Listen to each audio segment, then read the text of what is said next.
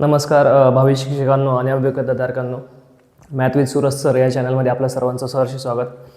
तर विद्यार्थी मित्रांनो, भरपूर साऱ्या विद्यार्थ्यांचा प्रश्न होता की शिक्षक भरतीची सध्याची परिस्थिती काय, सध्या परिस्थितीला शिक्षक भरतीमध्ये काय चालू आहे. तर विद्यार्थी मित्रांनो, आपल्याला माहिती आहे की 1 ते 1.5 वर्ष आपल्याला शिक्षक भरतीची ही परीक्षा होऊन टेटची परीक्षा होऊन झालेला आहे, परंतु कुठल्याही प्रकारची ॲक्शन त्यावर हे सरकार घ्यायला तयार नाही. कारण विद्यार्थी मित्रांनो, 1 मे पासून आपल्याला पवित्र पोर्टलवर जाहिराती अपलोड करण्यासाठी संस्थेंना टॅब देण्यात आला होता. आज 27 जून आहे, परंतु अजूनही हे काम खूप धीम्या गतीनं सुरू आहे. खूप स्लो हे काम चालू आहे आणि 30 तारखेपर्यंत 30 जूनपर्यंत आपल्याला मुदत मिळाली आहे. तर ती मुदत परत काय होणार, त्या मुदतीचं काय होणार, पवित्र पोर्टलवर जाहिराती अपलोड झाल्या आहे का, आपल्याला प्रेफरन्स कधी येणार, आपल्याला प्रेफरन्स आल्यानंतर आपल्याला लॉक करायची संधी किती दिवस भेटणार आणि निवड यादी कधी लागणार, हा सर्वात महत्त्वाचा प्रश्न हे आपल्यासमोर उभा राहिला आहे. तर विद्यार्थी मित्रांनो, खूप मोठी शोकांतिका आहे. कालच TETचा पेपर रद्द झाला, TETचा पेपर फुटला. फोडाफोडीचा हा जो शब्द आहे तो आपल्या महाराष्ट्रासाठी काही नवीन नाही, कारण जसे आमदार खासदार फुटतात तसं पेपर देखील फुटला आहे. तर विद्यार्थी मित्रांनो, त्यांच्यासाठी हा शब्द नवीन नाही, परंतु सामान्य गरजू अभियोग्यताधारक आहे, जो विद्यार्थी आहे, जो रात्रंदिवस मेहनत करतो, कष्ट करतो, अभ्यास करतो, त्याच्यासाठी ही नक्कीच दुःखाची बाब आहे, खेदाची ही जी बाब आहे ही आपण गोष्ट लक्षात ठेवली पाहिजे. तर विद्यार्थी मित्रांनो, भरपूर विद्यार्थ्यांमध्ये प्रश्न आहे की शिक्षक भरतीची सद्यस्थिती काय, आता पुढे काय होणार. तर विद्यार्थी मित्रांनो, भरपूर विद्यार्थी म्हणतात की सर जागा किती अपलोड झाल्या आहेत. मागे एक आकडा फिरत होता की कोणीतरी एका व्हिडिओमध्ये सांगितलं होतं की 5,000 जागा या खाजगी संस्थेच्या अपलोड झाल्या आहेत आणि 3-4 हजार जागा ह्या स्थानिक स्वराज्य संस्थेच्या अपलोड झाल्या आहेत. म्हणून एका अशा व्यक्तीनं सांगितलं होतं की ज्याच्यावर संपूर्ण विश्वास आहे, परंतु मला वाटतं ती देखील बातमी ही फेक ठरली होती. कारण शिक्षक भरतीच्या आत्तापर्यंत किती जागा अपलोड झाल्या हे कुणालाच माहिती नाही, कारण ही गोष्ट अतिशय संथ गतीने चालू आहे. विद्यार्थी मित्रांनो, जूनमध्ये 15 जूनला शिक्षक द्यायचे होते. सरकारचा तो निर्णय होता की 15 जूनपर्यंत आपण शिक्षक अवेलेबल करणार आहोत, परंतु विद्यार्थी मित्रांनो, त्यानंतर जागा अपलोड झाल्या नाही, त्यामुळे मुदत वाढत गेली. मुदत तारीख पर तारीख आपल्याला मिळत गेली आणि आज अशी वेळ आली की जे रिटायर शिक्षक आहे त्या शिक्षकांना पुन्हा एकदा त्या शाळेत परत नोकरीला घेऊन 15,000 रुपये मानधन देऊन त्यांनाच परत विद्यार्थ्यांना शिकवायला ते लावत आहेत. म्हणून त्यांची जी वेळ आहे ती ते भागून घेत आहेत. आणि पण आपलं काय, आपल्या सद्य परिस्थिती, आपल्या शिक्षक भरतीचं काय, याचं कुणालाही घेणं देणं राहिलं नाही. म्हणजे अधिकारी इतके स्लो गतीने काम करत आहेत, ही खूप मोठी शोकांतिका आहे आपल्या शिक्षक भरतीसाठी आहे. विद्यार्थी मित्रांनो, जर आता आपण जर पुढचा विचार केला तर पुढे काय होईल. तर जागा अपलोड होत आहे, जागा अपलोड होताना खूप धीम्या गतीने जागा अपलोड होत आहे. पूर्ण जो आकडा आहे तो अजून कुणाला माहिती होणार नाही आणि कितीही असे आकडे आले की इतक्या जागा अपलोड झाल्या, तितक्या अपलोड झाल्या, या जागेवर आपण विश्वास ठेवता कामा नये. कारण जे अधिकारी असतात ते अधिकारी, त्यांच्याकडे हा आकडा असतो, तो रिझर्व्ह असतो, ते कुणालाही ते सांगत नाही. ज्यावेळेस सरकारला वाटेल किंवा ज्यावेळेस अधिकाऱ्यांना वाटेल, शिक्षण मंत्र्यांना वाटेल की पहिल्या फेजमध्ये आम्हाला अपेक्षित एवढ्या जागा आल्या, त्यावेळेस प्रेफरन्स देण्याची त्यांना जागा देण्याची जी जाहिरात अपलोड करण्याची जी मुदत आहे, ती मुदत खऱ्या अर्थाने थांबवू शकते. विद्यार्थी मित्रांनो, मग प्रत्येकाच्या मनात एक प्रश्न आहे की 30 जून नंतर मुदत वाढेल का. तर विद्यार्थी मित्रांनो, 30 जून नंतर ही 100% जागा जाहिरात अपलोड करण्यासाठी ही मुदत वाढणार आहे. मग ती किती दिवस वाढेल याबद्दल अजूनही कुणाला माहिती नाही, परंतु माझ्या मते जास्तीत जास्त 15 दिवसांची मुदत ही जागा अपलोड करण्यासाठी, जाहिराती अपलोड करण्यासाठी पोर्टलला वाढू शकते. जर जागा अपलोड करण्यासाठी 15 दिवस मुदत वाढली तर देखील आपल्यासाठी चांगलंच आहे, परंतु हे असं किती दिवस चालणार आहे. 15 दिवस म्हणून ज्या संस्था आहे, ज्या आस्थापना आहे, ज्या खाजगी संस्था असेल किंवा स्थानिक स्वराज्य संस्था असेल, त्यांना पण माहिती आहे की सरकारला काय एक स्ट्रिक्ट ॲक्शन सरकार घेत नाही, अधिकारी स्ट्रिक्ट ॲक्शन घेत नाही, त्यामुळे ते पण संत गतीने काम करतात आणि त्यांना माहिती आहे अजून मुदत वाढणारच आहे, म्हणून ते जागा ह्या पवित्र पोर्टलला देण्यास थोडी टाळाटाळ करतायत. म्हणून एक स्ट्रिक्ट ॲक्शनची गरज आहे, एक स्ट्रिक्ट असा अधिकारी नेमण्याची गरज आहे की जर तुकाराम मुंढेंसारखा जर अधिकारी जर आपल्या शिक्षण आयुक्त झाला तर फक्त त्यांच्या नियुक्तीनेच हे लोक रात्र जागून जागा देतील. आणि ही शिक्षक भरती एका महिन्यात सुद्धा संपू शकते, परंतु तसं मोठ्या प्रमाणात होताना दिसत नाही आहे. हे लोक खूप टाळाटाळ करताय, खूप संत गतीने काम करताय. त्यामुळे शिक्षक भरतीच्या जे आपल्याला खूप इच्छा आहे, अपेक्षा आहे आपल्याला की शिक्षक भरतीमध्ये किती जागा अपलोड होतील ते देखील आपल्याला अजून माहीत नाही. परंतु तुमच्या माहितीकरता सांगतो, मी देखील एक कट ऑफ बोर्ड व्हिडिओ बनवला होता. त्यामध्ये मी मेरिट खूप 120 130पर्यंत सांगितलं होतं. परंतु विद्यार्थी मित्रांनो, हे कधी पॉसिबल आहे ज्यावेळेस शिक्षक भरतीमध्ये या जागा जास्तीत जास्त अपलोड होतील. विद्यार्थी मित्रांनो, आपण बघायचं झालं तर या भरतीमध्ये सगळ्यात जास्त जागा येतील असं मी तुम्हाला मागच्या वेळेस देखील सांगितलं होतं. कारण विद्यार्थी मित्रांनो, या भरतीमध्ये स्थानिक स्वराज्य संस्थेच्या तर जागा आहेच, परंतु आश्रमशाळेच्या जागा आहेत, समाज कल्याणच्या जागा आहेत, BEd जे अध्यापक विद्यालय त्यांच्या देखील जागा या भरती येऊ शकतात. क्रीडा आणि कार्यानुभवच्या जागा येऊ शकतात.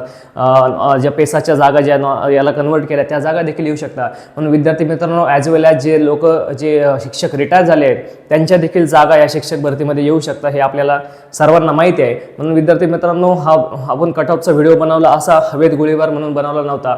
म्हणून जागा खूप मोठ्या प्रमाणात आहेत. कट ऑफ कधी कमी येईल, ज्यावेळेस जागा खूप मोठ्या प्रमाणात येतील. परंतु विद्यार्थी मित्रांनो, हे तशा प्रकारे होताना दिसत नाही, कारण खूप संत गतीने ह्या जागा अपलोड होत आहेत.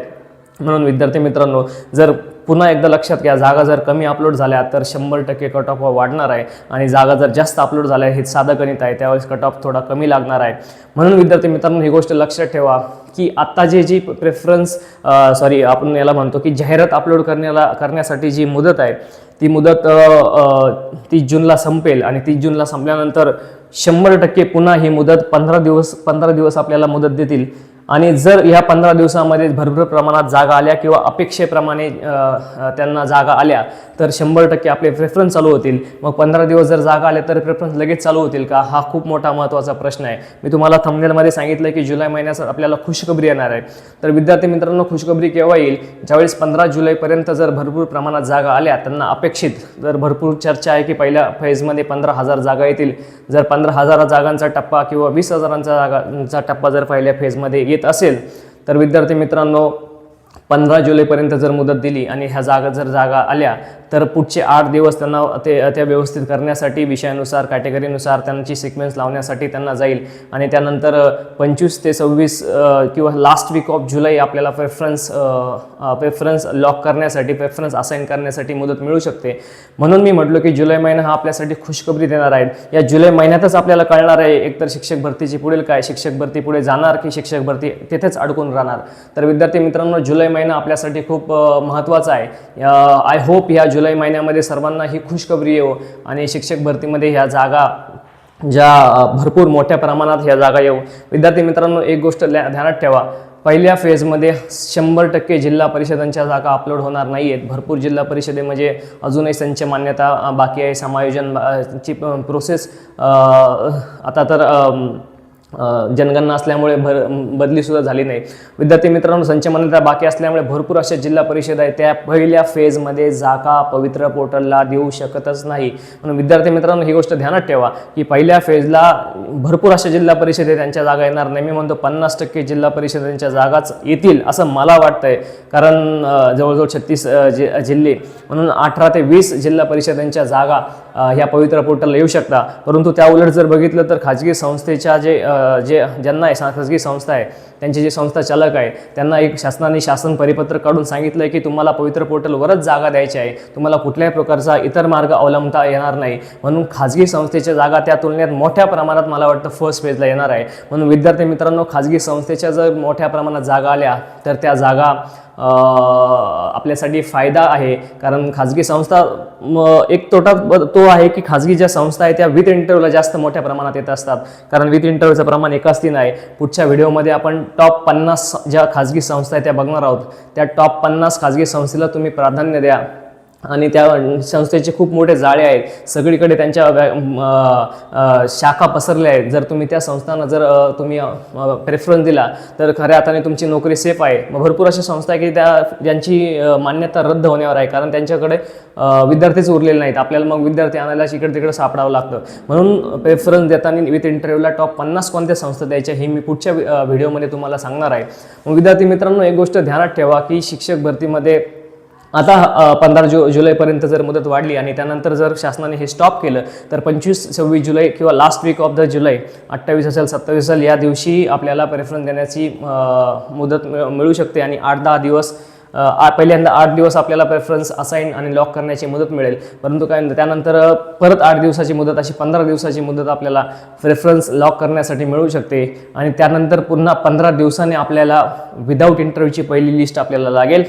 विद्यार्थी मित्रांनो, मागच्या वर्षी फक्त 14 दिवसात विदाऊट इंटरव्ह्यूची लिस्ट ही लागली होती आणि त्याचा निकाल लागला होता. म्हणून त्याच्यासाठी जास्त वेळ लागणार नाही, परंतु जास्तीत जास्त जागा जर अपलोड झाल्या तर खऱ्या अर्थाने मेरिट खाली येईल. परंतु जर जागा अपलोड झाल्याच नाही तर मग 130-140 वाला देखील विद्यार्थी सेफ राहणार नाही. म्हणून विद्यार्थी मित्रांनो, आपण जर बघितलं तर मागची जी भरती होती त्यामध्ये सरकारवर जास्त दबाव आला होता.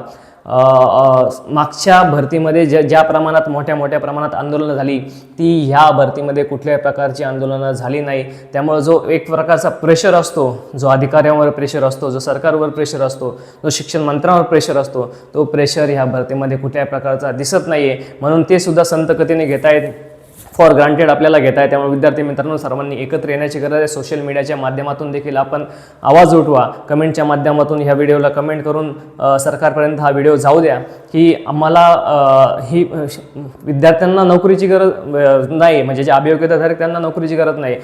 विद्यार्थी जे शिकत आहे, जे शाळा शिकत आहे, त्यांना शिक्षकांची गरज आहे. म्हणून ही गोष्ट जर आपण ध्यानात ठेवली तर खऱ्या अर्थाने शिक्षक भरती आपली पुढे चालेल.